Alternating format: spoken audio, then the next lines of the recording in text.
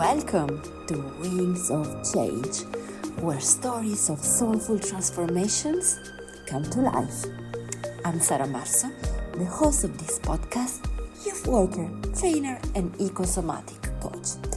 Together, we will explore inspiring journeys of growth and change. Are you ready? Let's dive in.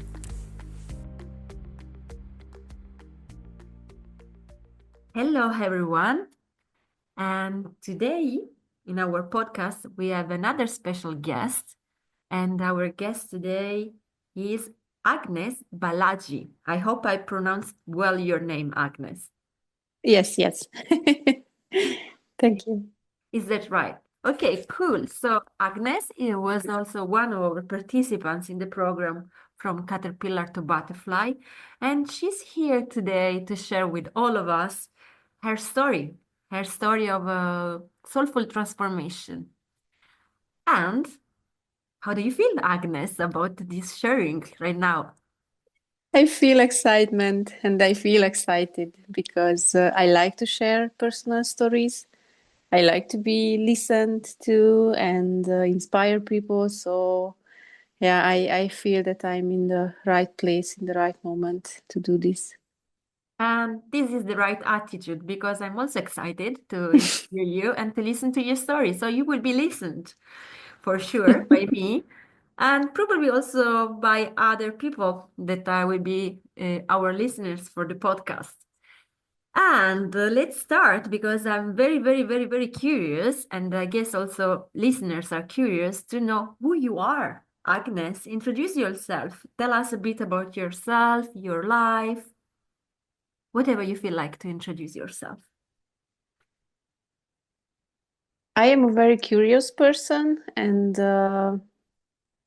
also I like people. I like being with people and having a series of experiences, exchanges, and I'm very curious of who the person is and what the essence of the person is, and that's why I also like to listen to personal stories and about what I am doing.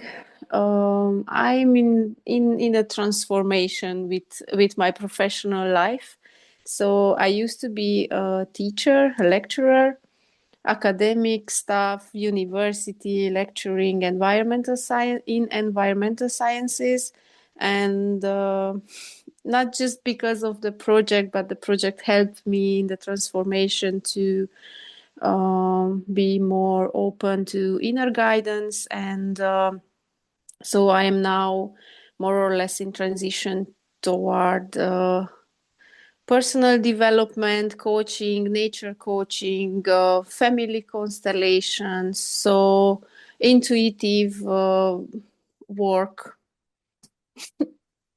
I can't tell in one sentence what it is, but I feel really called to be with people, to help, to facilitate transformation, to be a kind of doula when this is happening. So I start to perceive that also this transformation happened during the program. We had like the 2 years together with the program.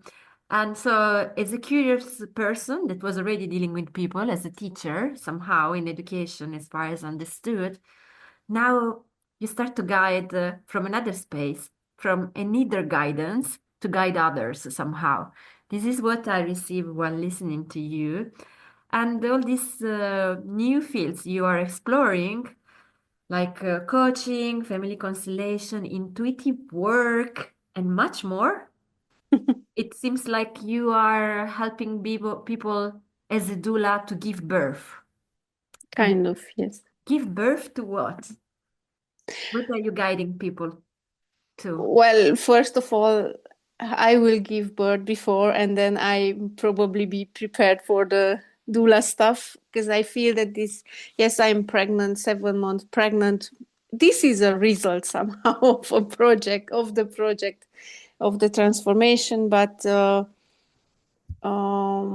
what I feel called to guide people through is those moments when insecurities and these big shifts happen between the new and the old um, self somehow, and when people can be trapped if they are not guided, or can be disoriented very quickly, or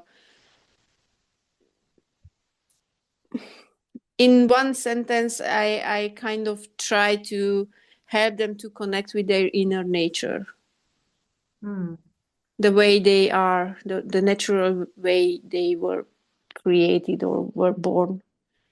mm. Okay, so how curious. You named yourself as a doula, and then you're giving birth, so our listeners can know that now you are about to, in 2 months to give birth. And when I listen to you, what I listen is bringing people to cross the threshold from one place before the transformation towards the other place, the new version of themselves. And to go over their insecurities and to become their own nature, the way they are, the way they are, the authentic self. I'm very curious about this. Do you want to tell more? In which terms you want to tell you more? I mean, technically, in methods, or in how this can help people, or how. Whatever feels right to you in this moment. Okay. um. Hmm. Well, it sounds somehow not stupid, but very illogical to say that I help someone to become themselves. It's it's a big sentence, but in essence, is that during our life in society and how we grow, I feel in my own on my own skin, and I see on people that um, to be authentic, to be the way we are, it's now the world is opening more and more for these kind of experiences, and there are a lot of places still around us where we cannot really experience this, just to be in our social conditioning and to behave the way we learn to behave. We learned a lot of things which are may be unnatural for a person. What is natural for you can be very unnatural for me. So this is the principle behind, and also there is a not, I don't like to call it a method, but I learned it from a psychic, an American psychic. So kind of we are accessing the information about the soul, and somehow um, guide the person to take action in their life in more in alignment, more in harmony with inner way of being. So somehow bringing people to do what is in harmony with themselves, more natural, organic, and aligned with their soul. That is another key word that is emerging in this conversation. So their uniqueness. Yes, yes. Which is behind their personality. It's not that this is your trait, this is your personality type, and now I am helping you to recognize what is that. It's not. It's a little bit more beyond, and it's somehow I learned this to use from also from the program, because we work with soul work, and the whole approach somehow helped me to be more practical and to have the vocabulary to explain it, because if I say I do psychic readings can be very scary in certain contexts. Not scary, I mean it's very normal and natural, but can be strange, or can I experience feedbacks which are, oh, what is that? And especially because I used to work in academic work and as a scientist, and now to talk about psychic readings, it's even for me, it's very challenging to put these two parts together and to cooperate somehow. So you're coming from an academic background, and then you are shifting and moving towards this more psychic or spiritual or soulful field. And you said that the program contributed to this transformation. I'm wondering now, how come you applied to this program? What called you to take part in this transformational project? It was very instinctual.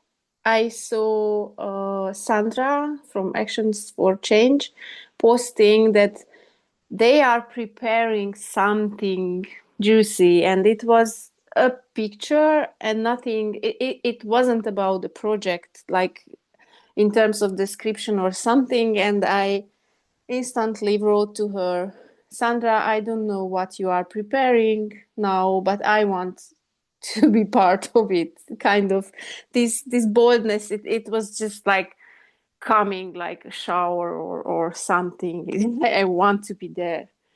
And probably because of desperation, because I mean, in transformation, I needed resources and people to guide me through. And I have to recognize that I have had previous experiences with this organization. So I knew somehow that these are my people. But for this project especially, I had this flavor of, I don't know what's that, but I want to be part of it. Mm. So there was a voice there, an instinctual voice saying, "Go for it, Yes, go for it. That's your opportunity. That's your." And you said it was. I don't remember the word you used, but it was quite yeah, instinctual. You used another word, and now I don't remember, but was like quite a click. You have to go for yes, yeah, like a shower of it. Yeah, like a shower of yes. inspiration. Yeah, yeah, yeah. And what I hear is also that this journey of transformation didn't start just at the beginning of the project of the program, but was already somehow going on before. And if you wish, I'm very curious to know how the tracking of your transformation, how from become being, an academic teacher, this slowly brought you to this field and now to this program and now to what you're doing in life. If you wish to share, I think also our listeners might be curious. And it's also easier to understand somehow my story. So the transformation started in 2018, way before COVID and things like this. I got conscious about it in the coronavirus time and in lockdown, and that I am working, talking about nature, but I spend very less time actually in nature, and I'm in front of the computer writing articles, researching nice topics, but it was a research about human nature connectedness, why we feel drawn to nature and so on, but it was very rational, logical, and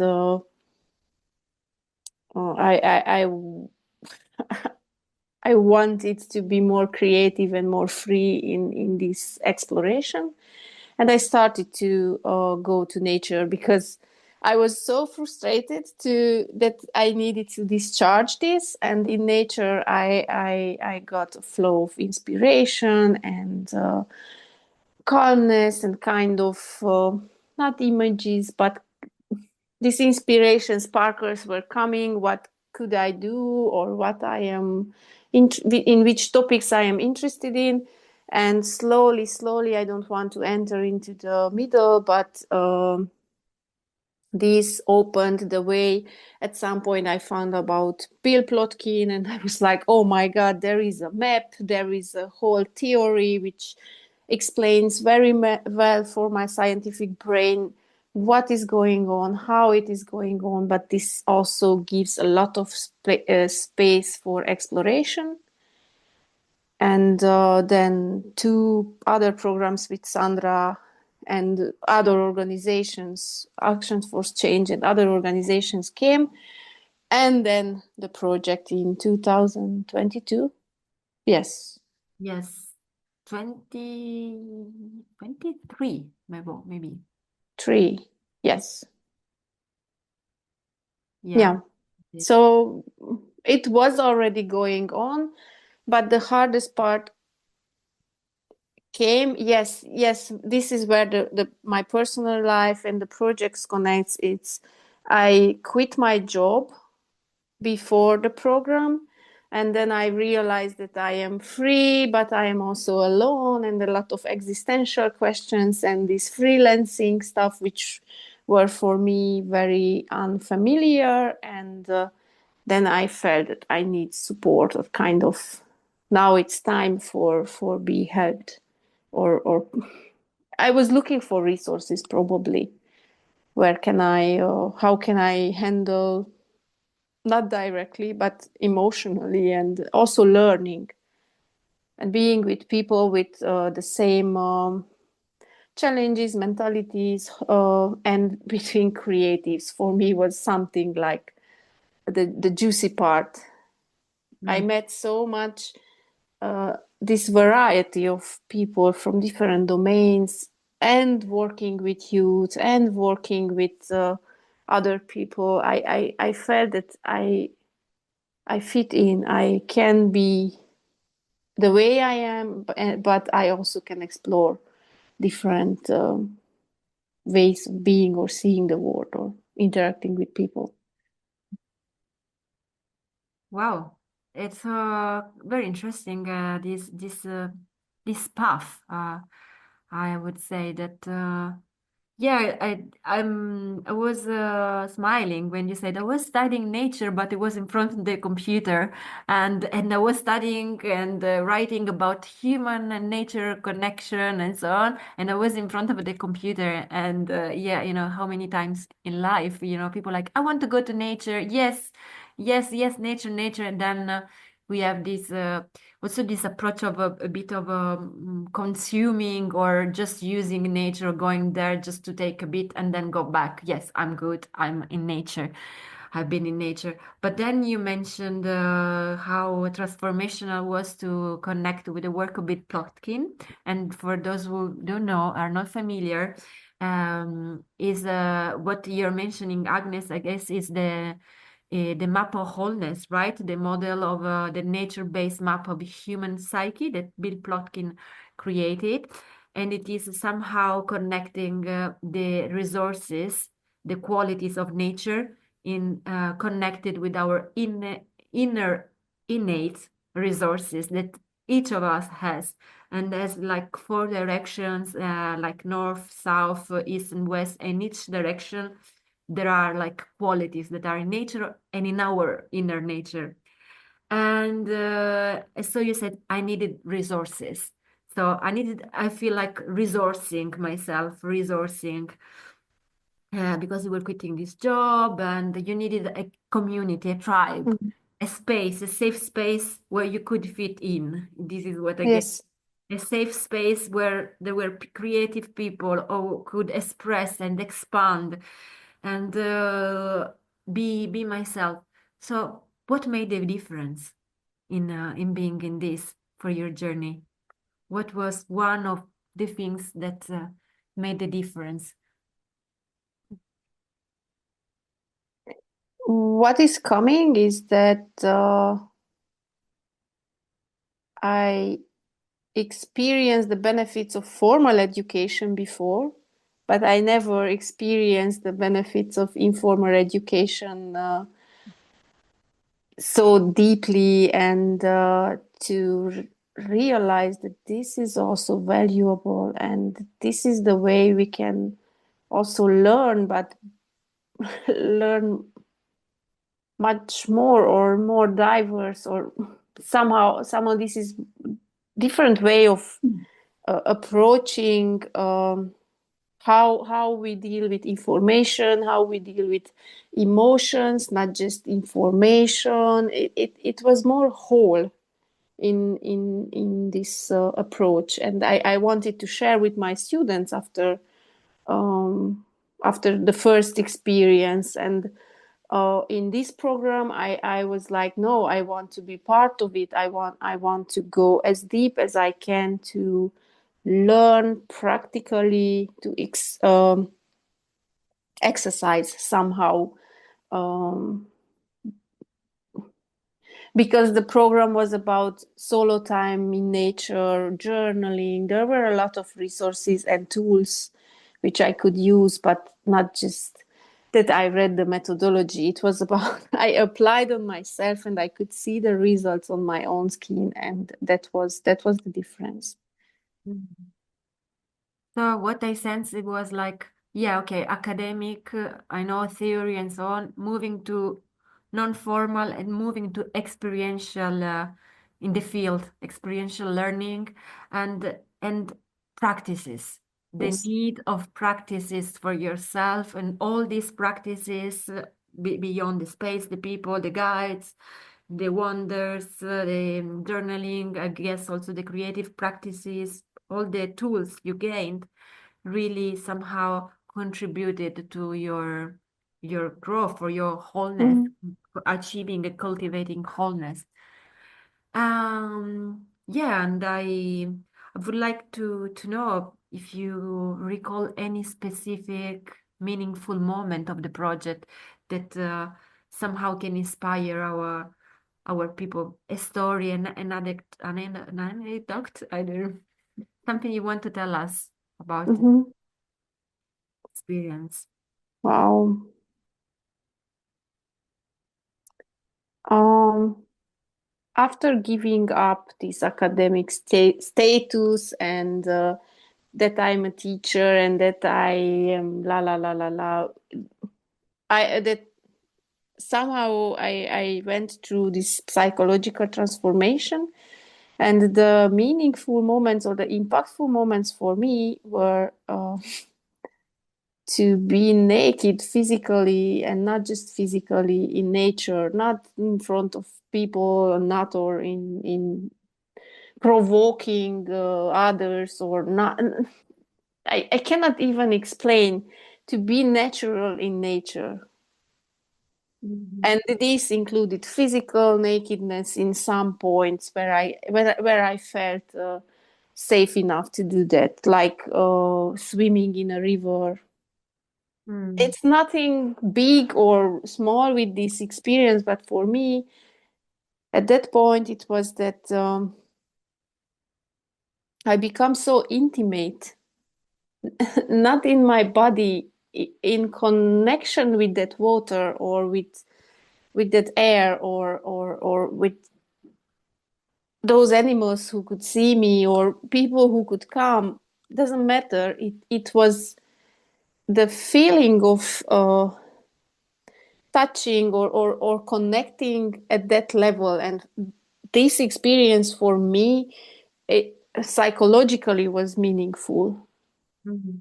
because some people, it's very natural, very normal to walk naked, whatever in they do. But it depends in which social background I have, or how I came out from that, how to say, image, self image of I need to behave, I need to be la la la in order to be accepted. And this experience was very remarkable. Mhm. Yeah. So, yeah, also for our listeners, um, in some solo wonders that were solitary wonders in nature, there were some invitations sometimes, yeah, to connect deeply with nature. And what I hear now that one of these experience for you was this to be you, very intimate with your skin, with the skin of the earth, whatever Mhm. skin was the lake or the water, whatever. And it was such, I feel like a tender and I don't know, somehow cracking your shell.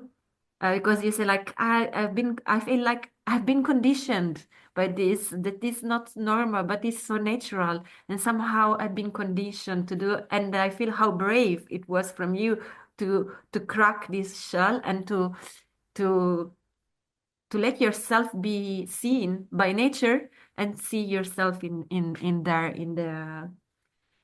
in your rawness, in your yeah, total wild self somehow, Mm, your natural self, right? In nature. yes, yes. Hmm. Juicy story. Yeah. And anything else that you feel like sharing about stories of wholeness or insights that you had during the program? Because you were in Romania, in Cyprus, and then in Italy. There were three programs, three training programs, and each program was a stage of the butterfly, let's say, from the caterpillar, Mm. the cocooning phase, and then the butterfly. And then each stage had different challenges. So, do you recall any challenge or any moment in one or more of these stages? Yes, there was a particularly difficult, not exercise, practice, the shadow work, Mm, facing our own shadows and facing those parts of our us which we are not necessarily conscious about, or we don't like them, or those conditioned parts. So that was kind of um, difficult to access and difficult to work with, mm, but so rewarding somehow, and it helped me so much in real life now to to control more my rebellious energy of to showing with my fingers on other people that they trigger me. I'm automatically putting the questions, okay, what's about me in this situation? And I can go very quickly from being triggered or not understanding or seeing the world very black and white into a more personal space, and to call for more understanding and integration of, okay, what's going on, who is talking now in me, or who is triggered in me. And this is, I think, for me, it's a very, very valuable resource, not to lose a lot of energy by getting nervous and being frustrated on others, and not accepting and constructively working with my inner, how to say, powers, which can be used like a fuel of energy if I use them in the way they are needed to be used. mm. The shadow work was powerful for you. Shadow work and understanding who is talking. How Yes. how wonderful when we can realize the voice that is talking inside us and stop or master or the or let's say calm or at least see the voice. Okay, I hear you, but you're not going to act now, and it's but I see you now, shadow, and. How the others are reflecting also parts of ourselves that are still not seen, and how wonderful that during the program you started to own this Mm. voice, to integrate them, and to I perceive you acting from another place, right? What would this place be if you could give a name to this space where you're acting from? Yes, the magic word is wholeness, what you want to hear. Could be, you know could be I wholeness, mean, yes, but you can say it's whatever, authenticity, yes. whatever. But is it wholeness, the word we want to say? Yeah? Okay. It's a place of clarity for me. So wholeness, it's just a short explanation. It's when all aspects of a situation are put on the table. And for me, this was kind of a helpful resource to realize, okay, now I can see clearly what's going on. So it helps my understanding about what's going on inside, but also I can use this very quickly with my client Mm. in a certain situation when there is a childish reaction, and we can ask for, okay, who is taking ownership, or where is the adult in you, or things like this. So and also this wholeness, as it contains always the adult mentality, or at least the symbology for the adult, or parts in us which are taking care of us like an adult. It's a great resource to stabilize, to clarify, to see clearly what's going on, who is talking, why this is happening. Not always, I'm not saying I'm a master of it, but well, it's not enough just to read about it. Mm. It's practice, practice, practice, practice. Yeah, and it sounds a lot of work to ground yourself and go to that place of wholeness. As you said it. So wholeness or clarity, at least this place I perceive where you can observe yourself, own yourself, and hold the space for the other. Then, of course, to own himself, herself, or to Mm. contain and be safe in even managing some dynamics that could arise. Something like this, right? Yes, and the word of power, inner power, it's also coming because when is this concentrated presence in wholeness, there is a lot of power Mm, which then can help me. And it's in my transformation, this was very important. I not always had the resources to go for coaching, to go for this would mean in every second day I call someone to help me. This is a very how to say, very weak place to be, because then all the power is outside, all the help, it's a helpless state. And practicing wholeness and having this tool in my hand, and knowing what I need to do in order to get that state of clarity, the power was coming back. mm. So a journey to regain your power or to gain, Yes, there was yes, there, yes. your power. And yeah, sounds super, super powerful. Your power back. And yeah, I'm thinking if you could say with some adjectives, Agnes before the program, before this transformation was, and now Agnes, or I am, because you are Agnes, I am more and less this. What what these objectives would be? Wow, Sarah. I know, tricky questions. I told you, I might ask some tricky questions. And I said yes with so much You said, yes, it's okay. trust. Of course, feel free Okay.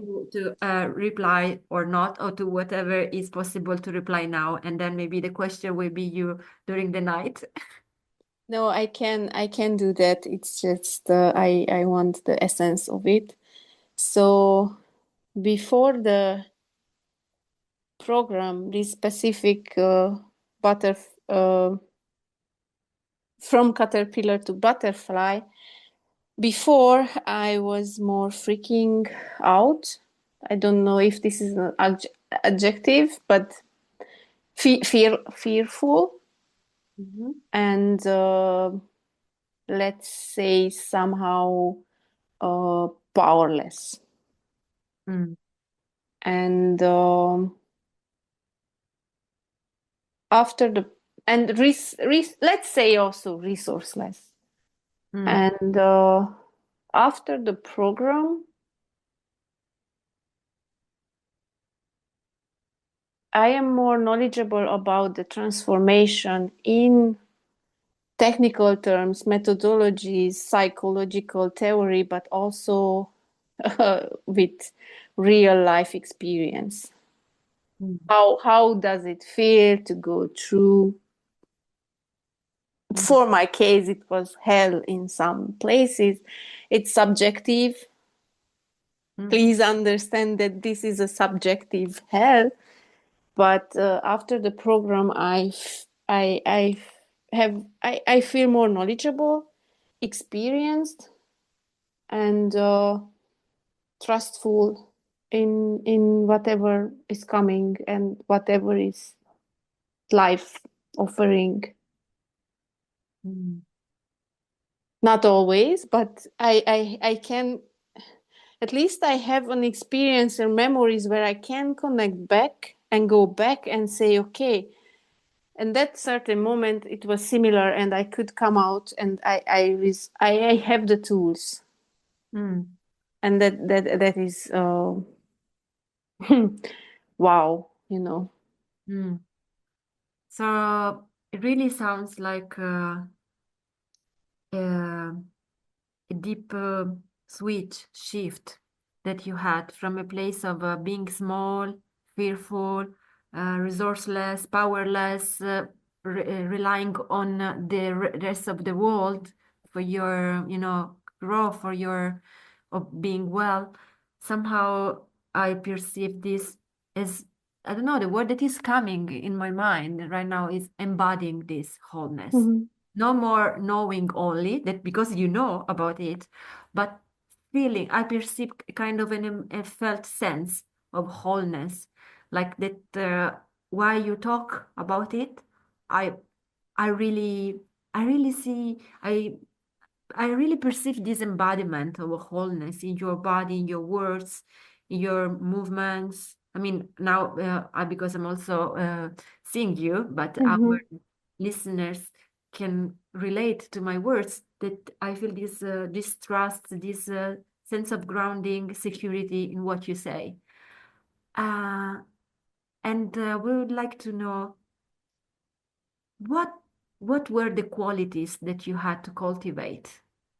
You can use the map to go Mhm. there.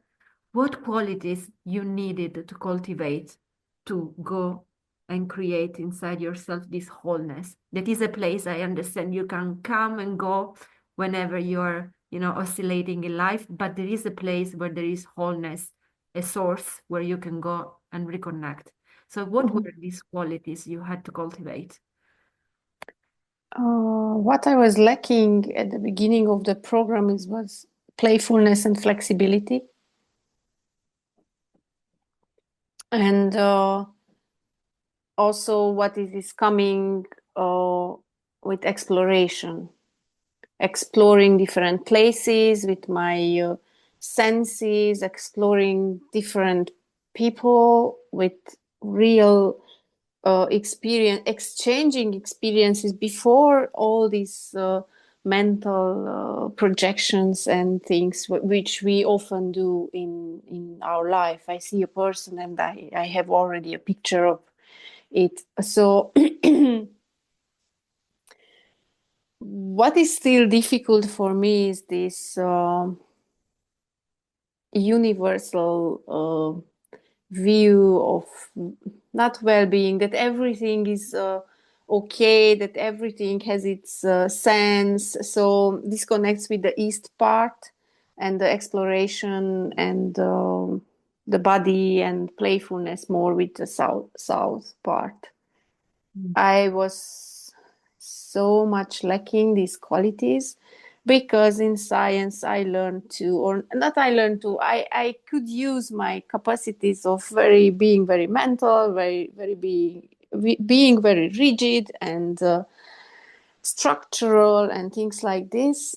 I have these qualities, but I realized after the program that this is not just the only ones. So uh, and also with being more open for inspiration and inner guidance. Mm. Can you tell me more? What do you mean with inner guidance? What is your inner guidance? What is it guiding you from within? Yes, we call it soul, or we call it the unknown, or we call it life, or God, or whatever. Something that is, I also can define as being bigger than me. Mm, Something that created and sustains my life without asking me if I want or not. mm, Is this yeah, this being, or life, let's call it life, or let's call it the unknown, muse, whatever. mm, But this vital part of our our life. mm, And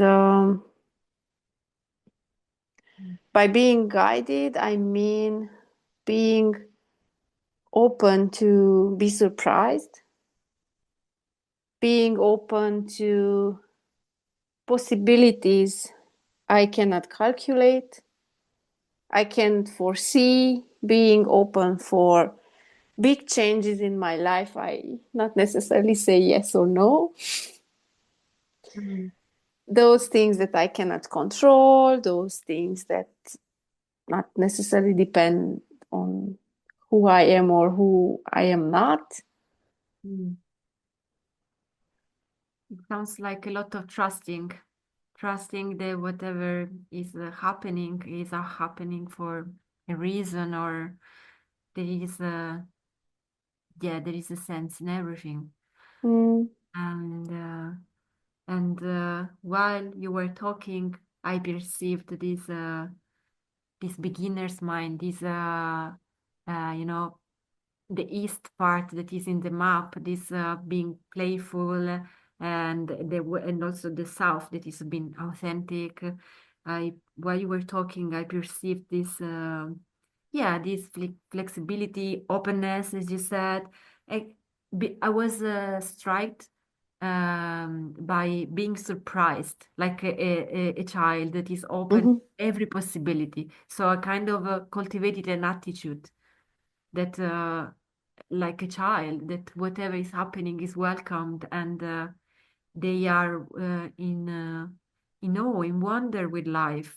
They love whatever is happening, and they are curious, mhm. and still trust. Yeah, yeah, sounds very powerful. Yeah. Anything else you would like to ask while I think about another tricky question? It can come.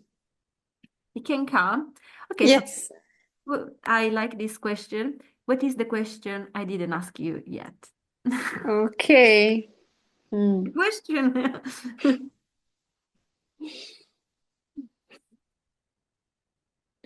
Wow. Mm. Yes, you didn't ask me what is still not working or what is challenging me or things like this. Okay, then what is still not working? What is still challenging you? I'm very curious to know. Uh, it is, I have two. One is about being visible with my resources and with my authenticity I just shared and I feel connected with. So in normal life, it looks that my tendency to hide and my tendency to make these smaller or somehow, you know, arrange them to be more socially acceptable, it's still going on and it's still a challenge. And the other challenge it is when I am not trusting the process of that I can everything step by step will develop. I will see how it is going to become a mother. I will see how it is to have more clients or how it is to have another job. Doesn't matter. When I lose this trust and I am not playing enough or not using enough other resources, just my knowledge, then I go into this compulsive eating or eating disorders, which we can connect with subpersonalities of dependencies or things like this. Escapists. So Mm. it is still difficult to be more than 50% even in this authenticity in my actual life. So yeah, it is easy with clients, it is easy with people who I feel I can share with, but it's still when I face kind of society or things which even before were challenging for me, I am still having these two challenges. Mm. So being visible and trusting. So what I hear is that you are not just okay. I achieved wholeness. I'm okay. No, I perceive it's a practice that for each of us has different challenges, and for you, social acceptance, being visible, and losing the trust. The moments you lose the trust, you jump. Somehow fall back into old habits. And for our listeners that maybe are not familiar with the word subpersonalities, the subpersonality, briefly said, is the fragmented parts of our psyche that are somehow bringing us in bad habits or strategies that were protecting us when we were Mm-hmm. Mm-hmm. um, a child. Coping mechanism, we can find different definitions. But so what I hear that they sometimes when you lose the center of the wholeness, they are still there. So it's a practice, It is. practicing. And my next question is, what are you practicing? The program was 1 year and a half or more. Uh, you had a box full of tools, the space to cultivate all inner resources, to be in wonderful places of nature, and so on. And then you go back in normal life.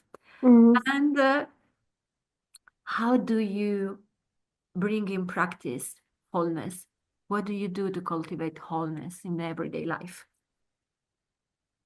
Um, Conversations which can be switching from one voice in my head into other and being having this capacity of observing who is talking without writing it down.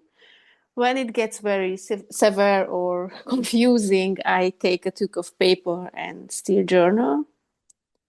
I do also what I call channeling or spontaneous journaling, sometimes writing love letters or empowering, yes, and not encouragement.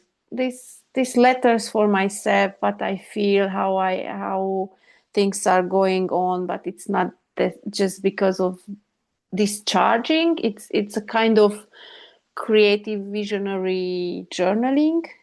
What I see, how I at least I let on the paper to happen, what I dream, not in terms of dreams, but as visions for the future, for my work. Uh, I have a lot of journals around me with different topics, and kind of it helps to discharge me and also to be more concrete about them, what is going on. And I loved ceremonies, and when I feel that it's something changing or I want to tune in somehow, ceremonies are helping me a lot.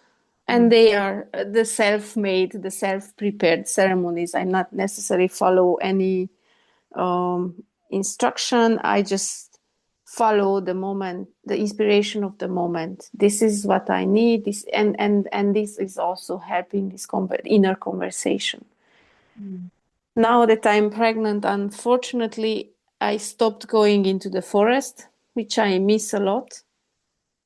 Mm. But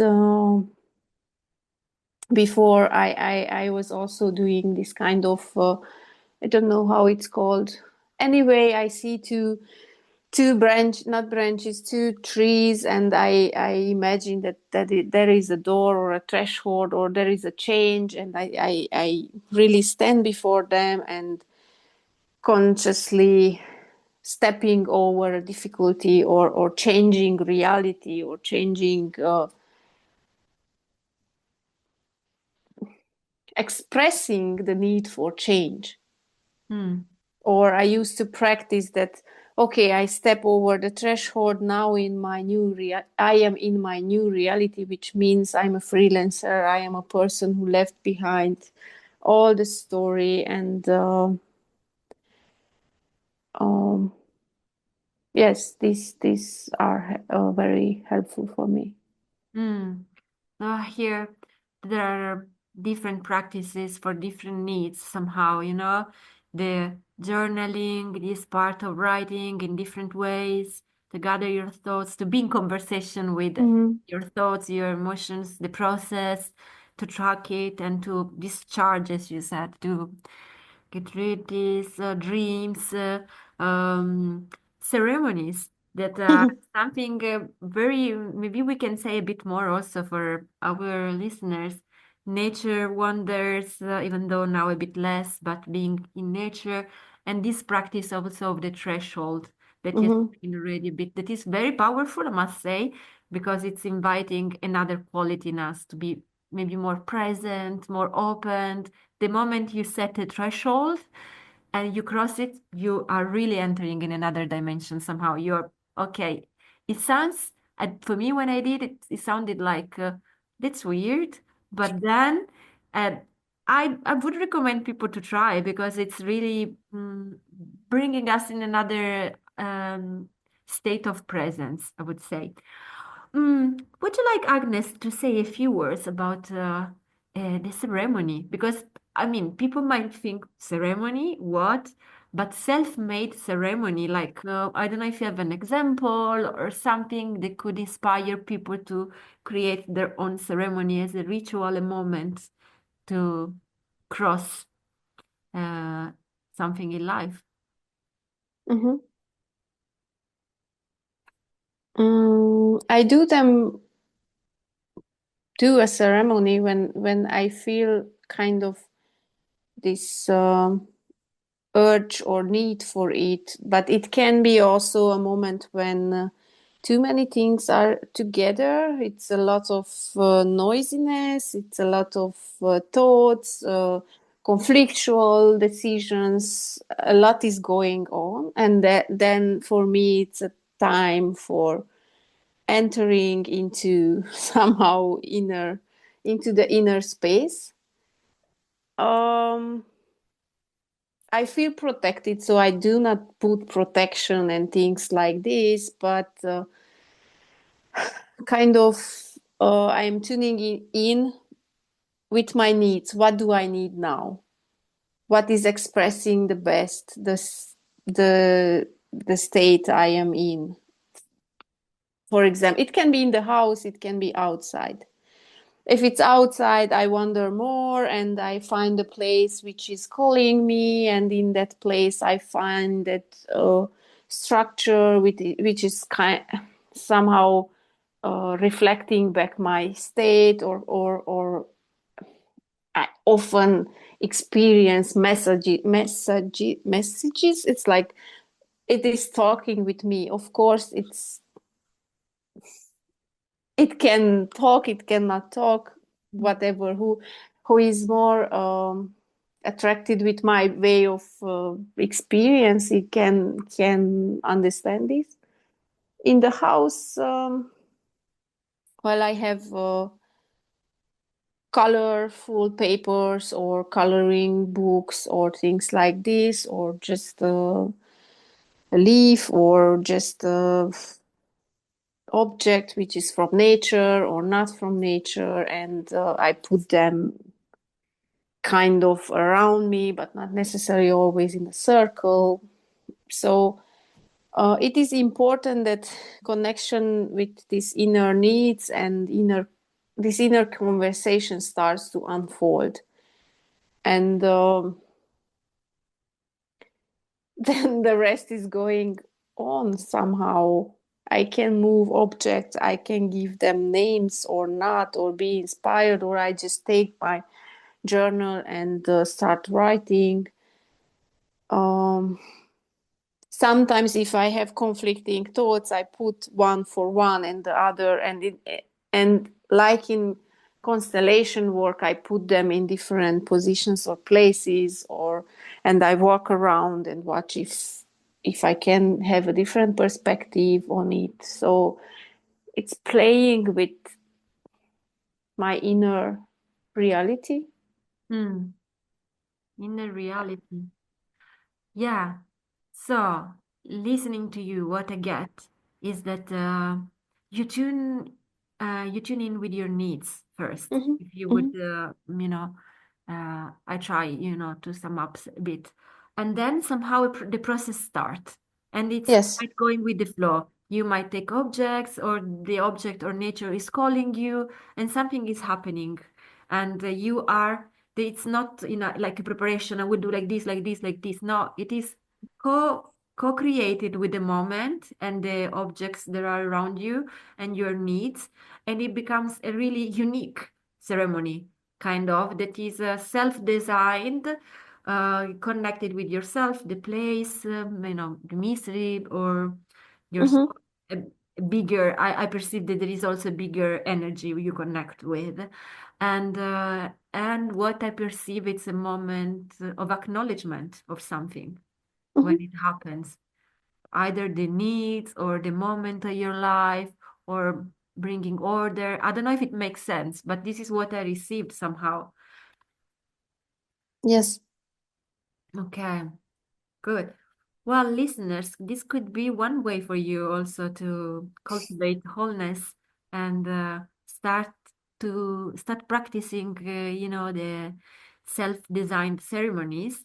You don't need to be a shaman to do it, Yes. apparently, and but it's a moment you dedicate to yourself to. To acknowledge, to go through a process, is bringing you in a state of presence, and in a quality of living life and evolution, Mm-hmm. right? Something like this. Mm-hmm. And at some point, I might ask for guidance. So this is very personal. Who is asking whom for guidance? It can be on personal preferences. So I don't want to discuss more on this because this is the real inner world and the that intimate space where I I even could not experience with therapists or coaches to go that deep. Mm, So it is me with myself, and it's like a pot with a lot of different essential oils mixed and not necessarily can be shown or explained, and I really think that each of us has a kind of inner mm, flavor or an inner room where these things can be discovered, and it's very different for each of us. So mm. It's very personal, and each of us can find the ingredients for the magic mhm. to happen. Thank you for also for the intimacy of this moment that you shared with us, these self-designed ceremonies, self-made ceremonies. We still have a few minutes together, Agnes, and I'm wondering if you have a message to give to our listeners, a quote, a poem, or a takeaway message, can be also your piece of wisdom that you want to deliver to youth workers, and it's valuable to share. Mm-hmm.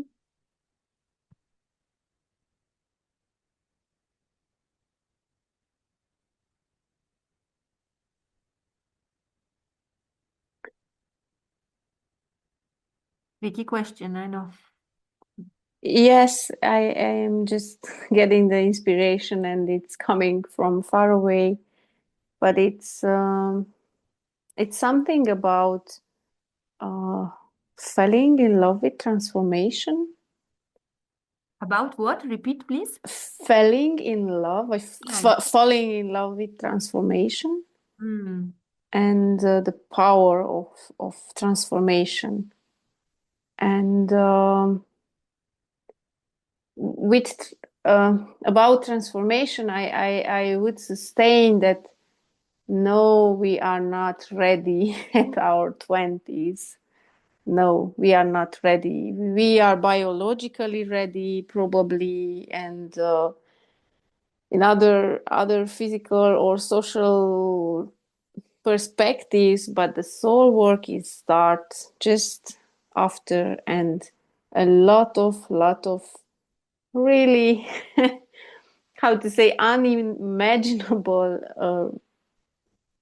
realities or experiences will come, and this is so normal. And I would like to tell, if I would be a governor, just stop thinking like this, that life, our development stops at 20, and we have to be fixed with that, what we learned and how we became, and to live life accordingly and have this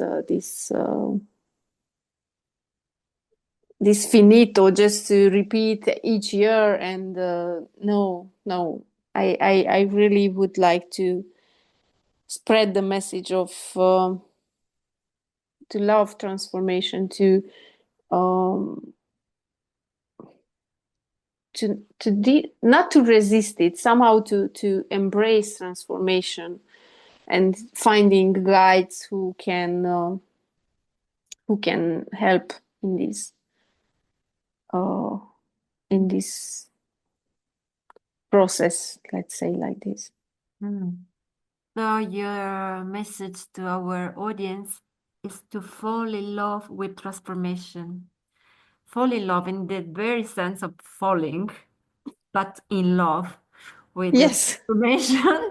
I get this sense also of you have to fall because it's not easy, but we fall in love Yes. with transformation, because what I get is also only with love you can go through it. I get also this subtle message somehow that Mm-hmm. it is so sometimes challenging but necessary, that only with love and for yourself and for people you can go over it, right?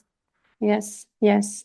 And we also can treat others in transformation with understanding and love, if somehow we are in connection with transformation or the power of transformation. Mm. Beautiful, beautiful said, Agnes. Thank you. So I think we can conclude here our podcast. I thank you very much, Agnes, for your openness, for your the intimacy you put in this interview together. And I wish you really only the best, also for this new adventure that is awaiting you. And thank you very much. Thank you, Sarah. Thank you, and thank you for the tricky questions. You're welcome. Whenever you want, I'm there with tricky questions. Okay, Agnes. Bye. See you. Bye bye.